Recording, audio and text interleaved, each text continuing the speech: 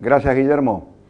Bueno, antes de la interrupción que hicimos para que Guillermo pusiera lo del curso, habíamos llegado a explicar la importancia que tiene el conocimiento del esquema de conexión a tierra con el que se esté trabajando.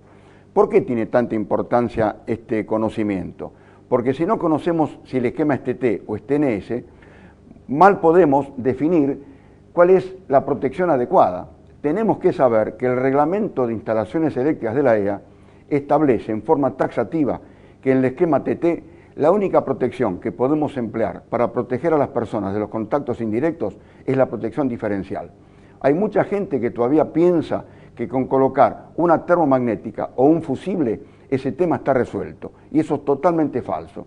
Tenemos que recordar que las corrientes de falla producidas por una falla de aislación en el esquema TT son corrientes muy bajas, de 20 amperes, 15 amperes, 30 amperes, y con esas corrientes jamás lograremos disparar en el tiempo que se exige una termomagnética o lograremos fundir un fusible. Por esa razón es importante el conocimiento.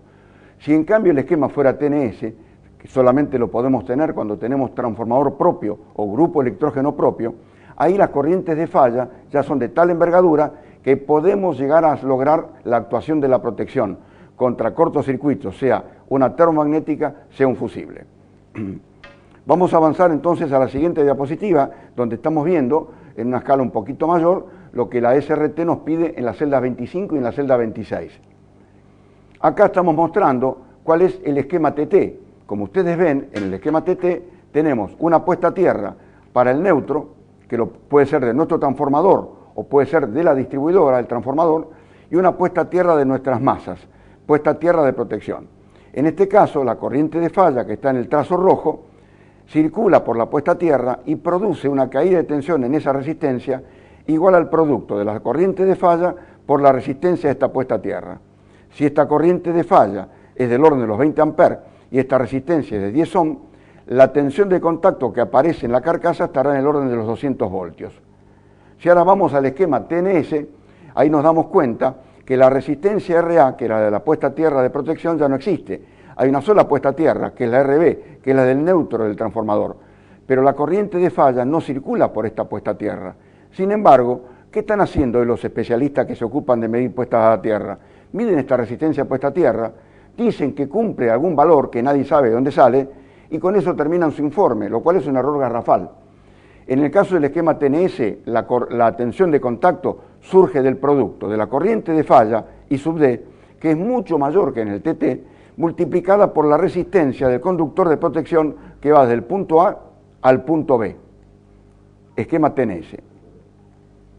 Otra de las preguntas que se hace con relación a la medición de la puesta a tierra es la siguiente. ¿El valor obtenido en la medición en ohm cumple o no cumple? Bueno, acá normalmente la gente que responde mal. En primer lugar, porque muchísima gente en nuestro mercado todavía está pensando en los famosos 10 ohm que se exigían hasta antes del 2006. O inclusive algunos hablan de 5 ohm. E inclusive algunos dicen que la ley de higiene fija ese valor. No, la ley de higiene no fija ningún valor para la resistencia de puesta a tierra. Y el reglamento actual de la EA del año 2006 establece como máximo valor permitido para el esquema TT de resistencia de puesta a tierra de protección 40 ohms, siempre y cuando usemos una protección diferencial de no más de 300 mA.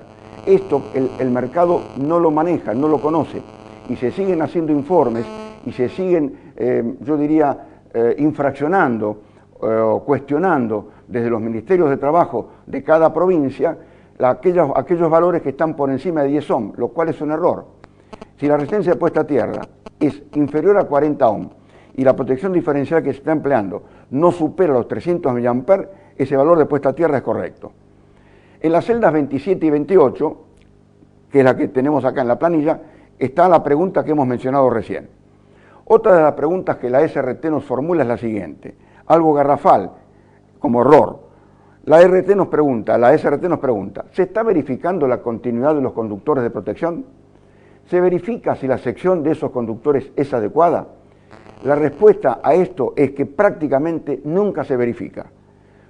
Podemos tener una excelente puesta a tierra en un esquema TT, pero si la masa en cuestión no está vinculada mediante un conductor de protección a la puesta a tierra, esa masa, en caso de existir una falla de aislación, queda con una tensión de contacto del orden de los 200 voltios.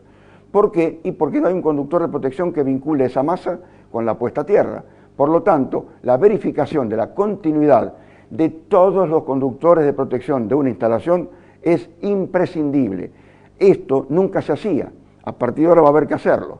Una instalación que tenga 200 motores y 50 tableros va a requerir la verificación de 250 continuidades de conductores de protección. Lamentablemente, la gente que hace esta tarea desconoce el reglamento. ¿Y qué pasa que si lo desconoce? Y no puede aplicar los criterios correctos.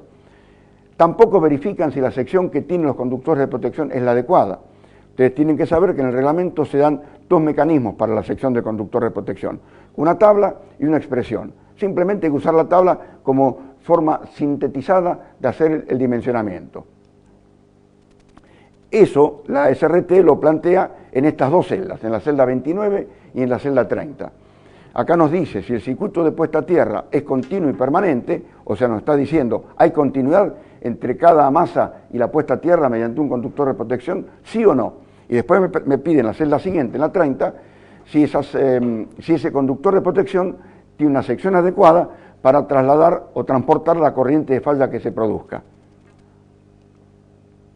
Finalmente, la resolución 900 ataca los dos temas de mayor importancia de la resolución. En la celda 31 nos pregunta si la protección contra los contactos indirectos se realiza mediante dispositivo diferencial, mediante interruptor automático o mediante fusibles. Y en la celda 32 nos pregunta si el dispositivo de protección que hemos empleado puede desconectar en forma automática la alimentación para lograr la protección contra los contactos indirectos. Esto podemos garantizar que no se hace en ninguna medición de puesta a tierra.